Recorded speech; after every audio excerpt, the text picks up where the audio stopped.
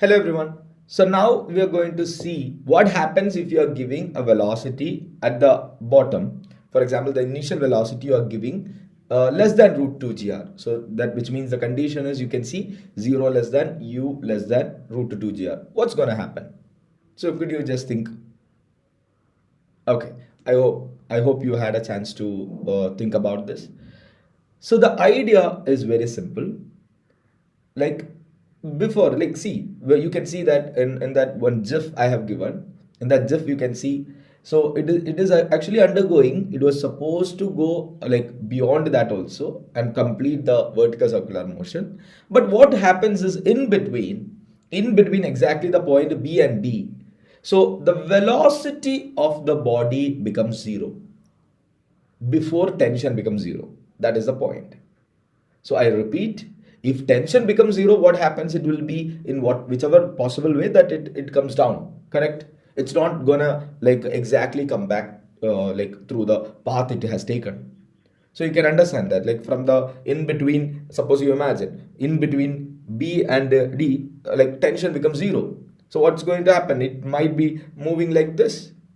Correct. So the idea is like we will be discussing that case separately, but my point is to be very clear, that is in between the velocity B and D, somewhere the velocity becomes zero before the tension becomes zero.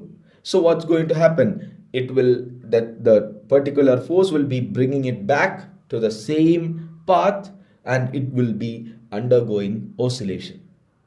Okay, so the property of oscillation and whether it is simple harmonic or not, those things we will be discussing in different chapter in SHM. But here the idea is basically the velocity becomes zero and it will be coming back. So you can understand that. So that is the only thing. So here you can 0 less than u less than root 2 gr, it will be undergoing oscillation. So it will be undergoing oscillation. This is the fundamental idea. So the thing is like what will happen at this point in between P and the P dash, you can see the velocity becomes zero, so it will be coming back in this direction. Okay, so again here velocity becomes zero and it will be coming back. So the net motion would be, you can consider it as it would be an oscillatory motion. All right, so this is what is going to happen if u is less than root 2 gr. So then there would be a question, what happens if exactly root 2 gr I'm giving exactly root 2 gr. So here you can understand that what will happen. So the body will reach the point B, and at the point B what will happen? The velocity becomes zero and tension also becomes zero. So that is the thing. That is how beautiful.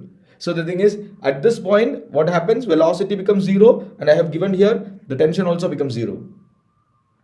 Okay, so this is the maximum position it can reach. So you can understand that here, if I'm giving root 2 gr, so what is the velocity at this point? Root over u square minus 2 gr. So u square is 2 gr. 2 gr minus 2 gr it is equal to 0. Right? So this is the idea. So these are the conditions for oscillation. Before one is oscillation, this is when u is equal to root 2 gr. At that point, the tension also becomes zero. So if tension is zero, you know that like it will be coming down again. Okay. So now we have only one more case. What's that? So what if the tension becomes zero at this point in between B and C? What's going to happen? We will meet or we will see in the next video. Thank you.